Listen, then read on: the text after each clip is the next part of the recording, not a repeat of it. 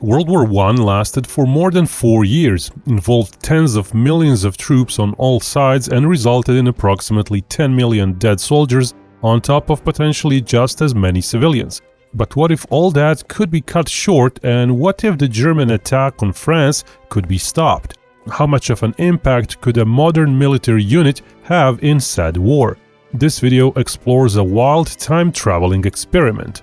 On August 3rd, as Germany declared war on France, a whole armored brigade of today's US Army travels through space and time to 1914 to join up with the Allied forces.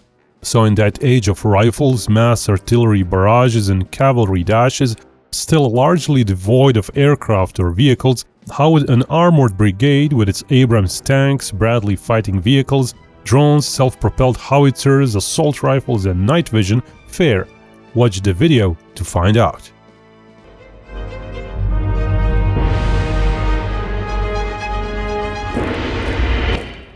Interestingly, World War I wasn't yet a trench war in 1914. That's something that is very nicely shown in Supremacy 1914, a game sponsoring today's video. In it, I get to pick a real country during World War I and hopefully lead it to victory. Supremacy 1914 is a free online PvP grand strategy where I can battle hundreds of other players in real time. I build up my provinces, choose my allies and strategy, and go on to conquer the world, Europe, or whatever game map mode I'm playing. Long-term planning is key, as matches can sometimes last a few weeks. Thankfully, crossplay is flawless. I often switch playing the same match on my phone and my work computer. Binkov viewers who make a new game account will get a free starter pack worth $15, which enables you to unlock the legendary Lawrence of Arabia hero, as well as 1 month of premium account features. The offer is valid for 30 days, so hurry up, click the link in the description and rule World War I. This video assumes you know how World War I went, so let's just say that Allies had some 2.5 million troops on the Western Front in August, facing almost just as large German force. Then suddenly, the Allies get that time-traveling modern addition.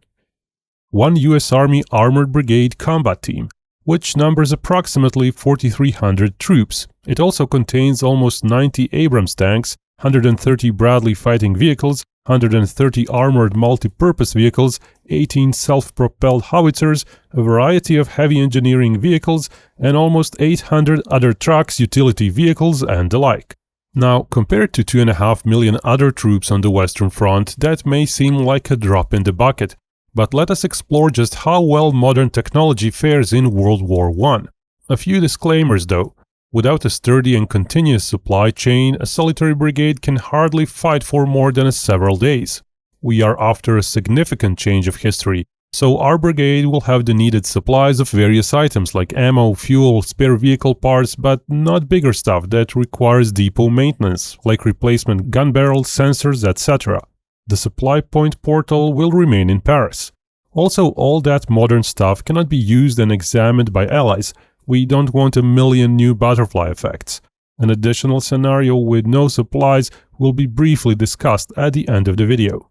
The brigade takes strategic orders from the allies but is also independent tactics-wise.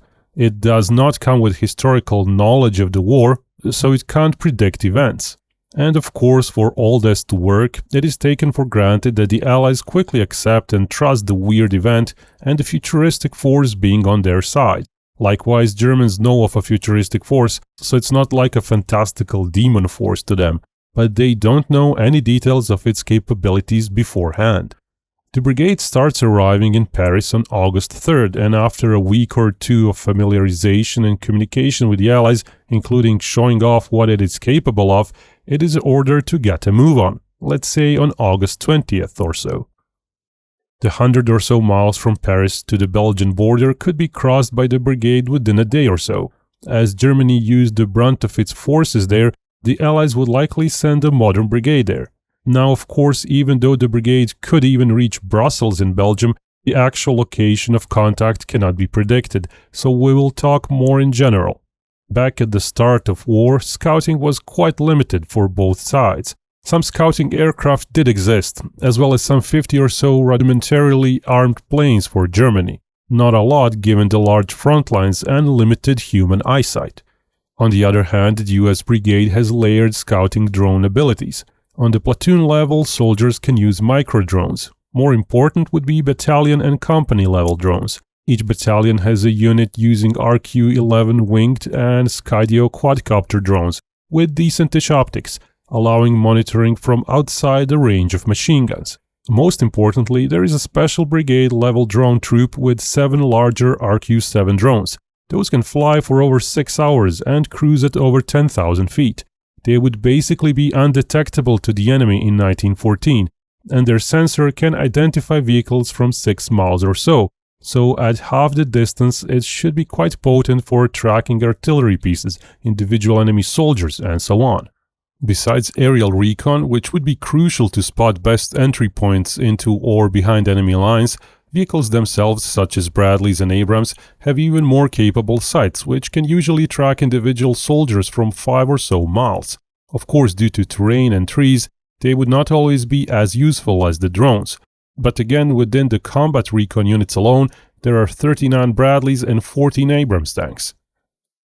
Back in 1914, World War tactics on the Western Front were not yet characterized by trench warfare.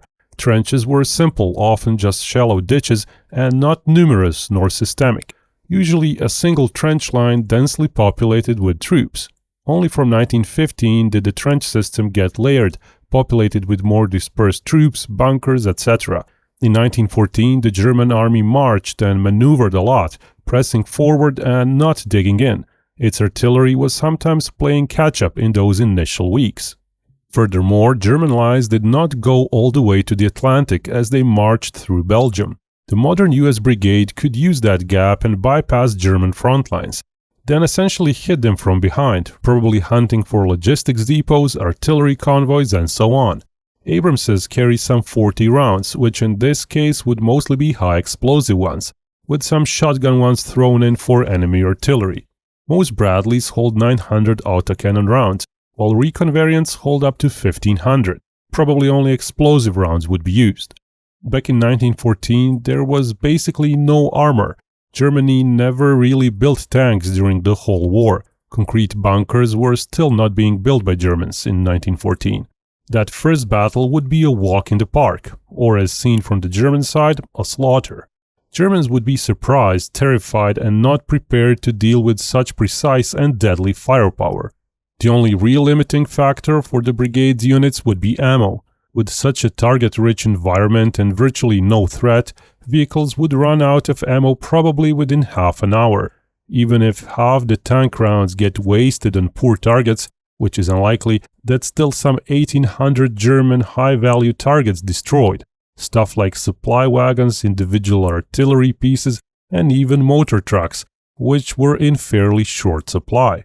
Tank commanders could of course still use their 12.7mm machine guns nested on top in remote-controlled weapon stations, and the gunners would still have the 7.62 machine gun coaxial to the main gun. Another 7.62 is also available to be used by the loader, but that would require opening up the hatch, which would be deemed too risky. It is however likely that most of those machine gun rounds would not even be used up, as Abramses and Bradleys would fall back several miles to reach armored resupply vehicles, restocking larger caliber weapons. A dozen or 2 miles farther back still might be the forward resupply camp, where various logistic trucks would unload further supplies, like more ammo and fuel. One of the bigger issues would be the supply convoys. If the forward resupply camp is, say, close to the city of Mons in Belgium, that means likely over 130 miles of roads to Paris. Probably even more, as only certain bridges back then would be able to hold supply trucks weighing tens of tons. Abrams tanks weighing 70 tons or so would be even worse off, sometimes having to go roundabout routes to use sturdy enough bridges. After a while, Germans might realize the weight limitations and start blowing up bridges, but the brigade has ample engineering and bridging units. And rivers in Belgium are not too perpendicular to the front line, not too numerous nor too wide on average. German units, even those that are sent to counterattack the modern brigade and not those that would be surprised, would still be essentially powerless. The absolute majority of German weapons then were simple rifles, like Gewehr 98. A good rifle, as precise as an M16, though of course slow firing. But the thing is, the US Brigade would hardly ever present human targets to the Germans. There would be no point to risk them. Instead, it would rely on armored vehicles and fire from at least a mile away. Machine guns were also somewhat plentiful in 1914, but they are not really much more useful against distant armored vehicles. At 1 mile, their penetration power was already poor and their precision suffered. It's not realistic to expect Germans would figure out the high-flying drone threat right away. But sure, after some weeks, drones might be spotted and then German planes would try to hunt them down. But in 1914, we are talking about planes like Aviatik B-1, armed with handheld weapons and sometimes mounting the machine gun at the back. RQ-7 drones have a higher speed and higher flight ceiling, so it would be quite rare to even attempt a shot. Basically, before the first proper fighters like the Fokker Eindecker, which came online in the summer of 1915, the US high-flying drones would be for the most part safe. Even the Eindecker was still slower and lower flying, but not as much, and had a forward-looking machine gun. Still, the RQ-7 drones would likely fly higher even if that halved their endurance, just to be safer. It wasn't until 1917 or so that Germany got planes that could comfortably swoop down on RQ-7 from above. Proper anti-tank guns also did not really exist in 1914, as no one had tanks back then, so there was no need. The Allies first started fielding some tanks in late 1916. Armored cars were rare on the field as well. First proper German anti-tank rifle appeared in 1918, and even that would be largely useless. Anti-tank mines were also not a thing then. Even anti-personnel landmines did not really exist in 1914. During the war, artillery shells were sometimes improvised, using pressure fuses or simple remote detonation methods. Though from 1916, something akin to landmines was used. So the Germans would be very low on options to deal with armor from the future. Basically, it would boil down to two things. One would be digging very deep and very wide trenches. Doable, but that requires a lot of time, and it is completely defensive. Also, it would likely oftentimes be bypassed or crossed using armored engineering vehicles to either fill up the trench or make a bridge over it. And two, by far the best hope Germany would have, is artillery. At the start of the war, Germany had some 8,700 field artillery guns, with approximately 80% deployed on the Western Front. Most of those were fairly small 7.7 cm guns. Those had fairly small explosive rounds weighing just 15 pounds. In 1914, they still did not get armored piercing rounds. Their range was poor, and actually hitting anything by indirect fire was the point. Mass barrages by dozens of guns were usually needed to have an effect on an area. Given the range of tanks, sensors and guns and mobility of modern vehicles, it would be very rare for a battery of those guns to effectively land a salvo anywhere near US armor. But even then, they would still need very, very near misses to damage the armor. A lucky direct hit, however, might even destroy a Bradley or mission kill an Abrams. If, for example, it lands on top of the ammo bustle, where it might even penetrate the simple inch-thick armor. A top hit should mess up some sensors and destroy the remote weapon station, or it could hit the top of the engine compartment, which is just as badly armored, with even some unarmored openings for air intakes. In theory, the 15 cm caliber guns would be better. Its direct hit from above would likely cause catastrophic damage. Historic data shows even near misses can still deliver enough shrapnel to potentially mission kill a tank. On Saipan, during World War II, US Marines fought off 44 tanks with artillery fire, using up 800 rounds to neutralize 31 tanks. US Army 1988 tests fired 155mm rounds at M48 tanks and other armor. Two-thirds of vehicles, some of those tanks, were damaged, meaning they needed at least field repairs. In some instances, tank tracks were disabled, wheels destroyed, and sights neutralized. Test's final conclusion was that a 155mm round landing 30 meters or less will deal considerable damage even to an M48. For Abrams, that might be a smaller distance, but still probably at least half. Also, they concluded that an artillery battalion firing 54 rounds over a few minutes will usually achieve 1 tank damaged or mission killed. So in theory, if enough guns can fire long enough on an area, even Abrams's, let alone Bradley's, could be stopped. But that's not so easy to do in 1914. Back then, artillery was used against pre-scouted targets like enemy trenches.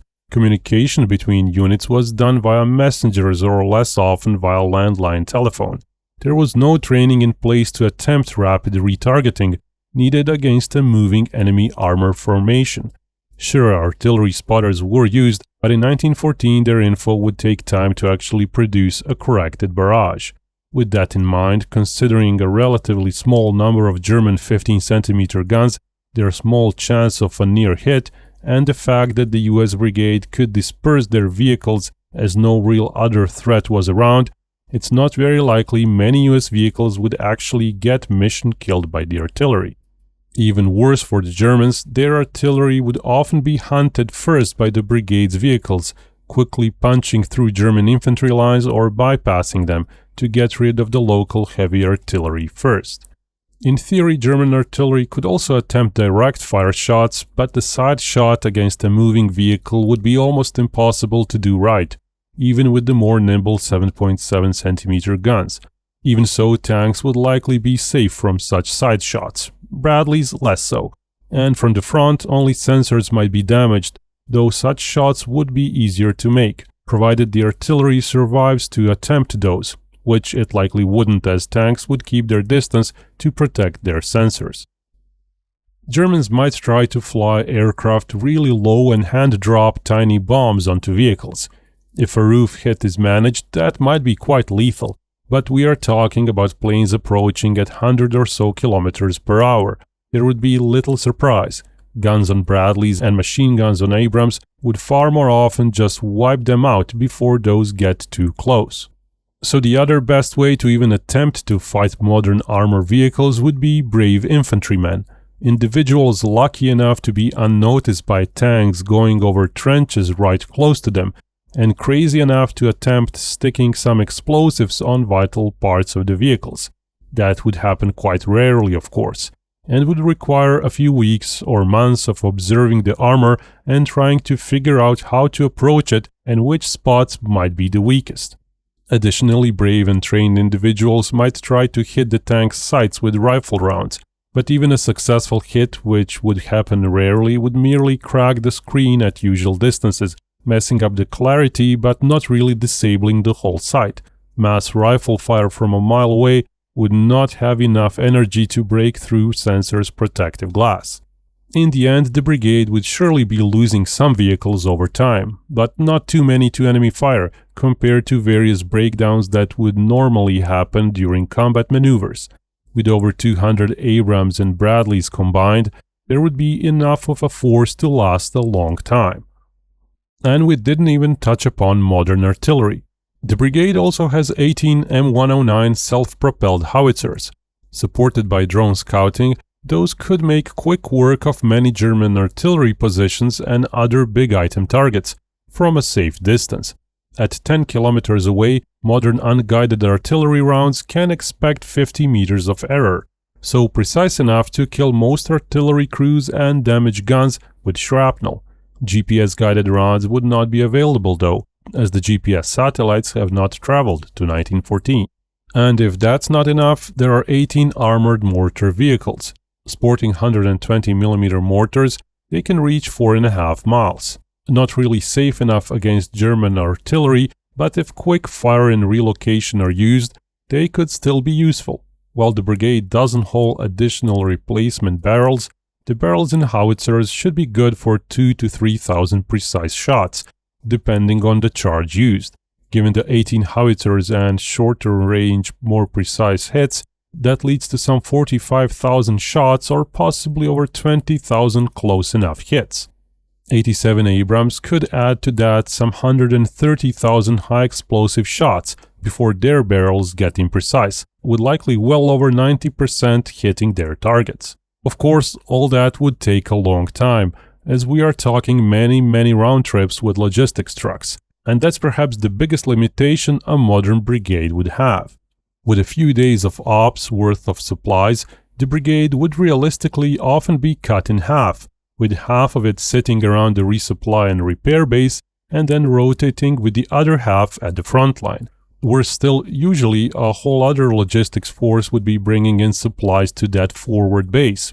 In this alternate 1914, it would likely be a mix of small trucks from the 1900s and the brigade's own heavy trucks, making those round trips to Paris and back.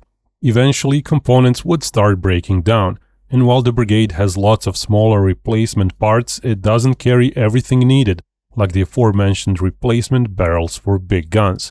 Both tanks and howitzers might wear out their barrels within a month of such high-intensity usage. It wouldn't be an on-off kind of a switch, but the shots would get less and less precise. We are probably talking about a month or two more of some usage, probably at shorter ranges to compensate for accuracy loss.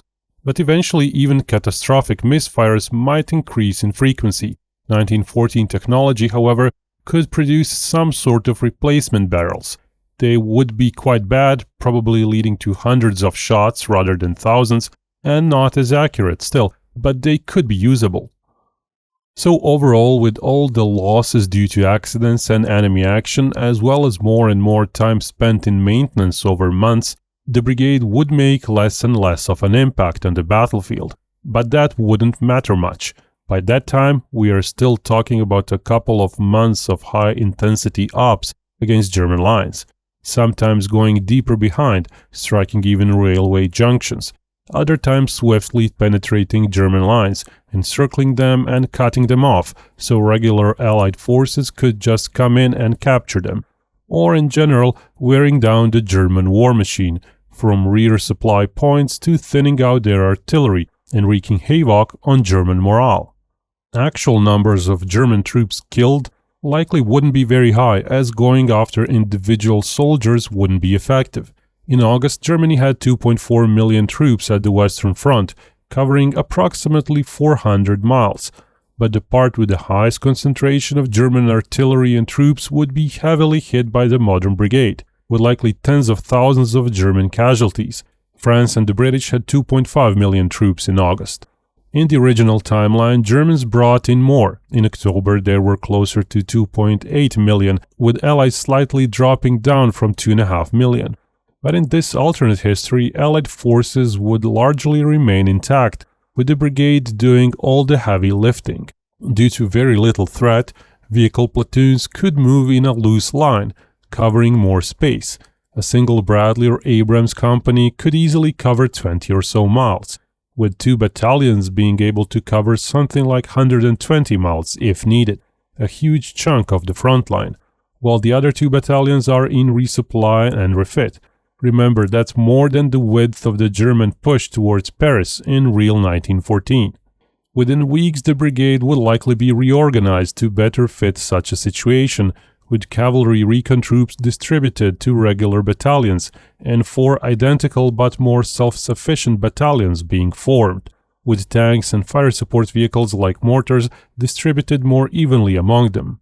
Ultimately, while the effects of the brigade would diminish over time, and while by 1915 possibly half the combat vehicles would be out of action, the Allies would get what they needed most in August 1914, time to properly assemble a force.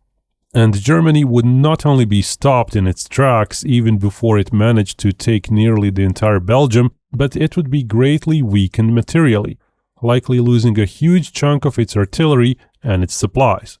And with morale in disarray, it's quite probable the whole German war effort in the West would start collapsing before the winter, and consequently it might sue for peace soon thereafter, with 2.5 million Allied troops approaching its borders. Interestingly though, Germany itself might fare better than in the real timeline, as with a short war and not nearly as many dead, the Allies might not be as hard on Germany when it comes to peace deal stipulations. Of course, other countries would also be better off, especially France, Serbia or Ottomans, not losing nearly as much of their population. But we are not here to discuss the many butterfly effects that this time travel experiment would bring. And frankly, even if the scenario was set up differently, stipulating the brigade has only the supplies it carries organically, it would still make an immediate and long-term effect. In such an event, it would likely be used more as a slow-moving, not so maneuvering support force for the rest of the Allies, likely running out of large-caliber ammo within several days, but still having an outsized effect, even relying just on machine gun fire for a week more, still effectively stopping the initial German advance and buying Allies time to assemble and push towards Germany. Allies might even produce replacement diesel fuel, which would be of worse quality and would fairly quickly dirt up and damage the engines, but it would still be useful for a while. Likewise, low-quality replacement explosive gun rounds and bullets could still be designed and produced with 1914 technology after some months. The war itself might still last for a few years and even get bogged down in trench warfare as it did in the real timeline, but it would end badly for Germany in the end. Many more details could be discussed, like the fact that night vision and thermal cameras, ubiquitous for today's armored brigade, would make the brigade almost just as lethal and basically untouchable during nighttime, when the enemy would essentially be blind. But given the small threat levels facing the brigade as it is, it would likely be decided it's not worth waiting for the nighttime. We hope this video showed just how much more powerful and effective a single modern brigade is. Remember, that's only 4,300 troops, of which only 1,500 are in actual rifle companies, armor companies, cavalry troops, or artillery batteries, which actually engage the enemy most of the time. A good part of the German 2.5 million troops were rear troops for supply and support, but even the remaining 1.2 million infantrymen in actual frontline battalions is still a massive figure. Most of those would be, if not engaged directly, then boxed in by that single armored brigade from today. Now a few more words on Supremacy 1914. While I love the modern war settings as well, sometimes the sheer number of units can be overwhelming. Supremacy 1914 is a nice change of pace with its dozen or so units. Crucially, Supremacy 1914 also gives you heroes, which are unlockable and unique World War I characters. Heroes provide powerful passive bonuses to armies, economy, or espionage, and I get to collect and keep them across multiple games. For example, Sergeant Alvin York is a hero which gets stormtroopers to accompany him when deployed, gaining boosted damage and resilience. You can unlock him through hero medals or shop offers, as with any other hero. And again, if you click the link below the video or scan the QR code and make a new account, you will get a special pack with hero medals and 1 month of premium account, worth $15. Supremacy 1914 is free to play, so give it a go. And remember, Binkov may talk about war, but only real peace can bring us all together.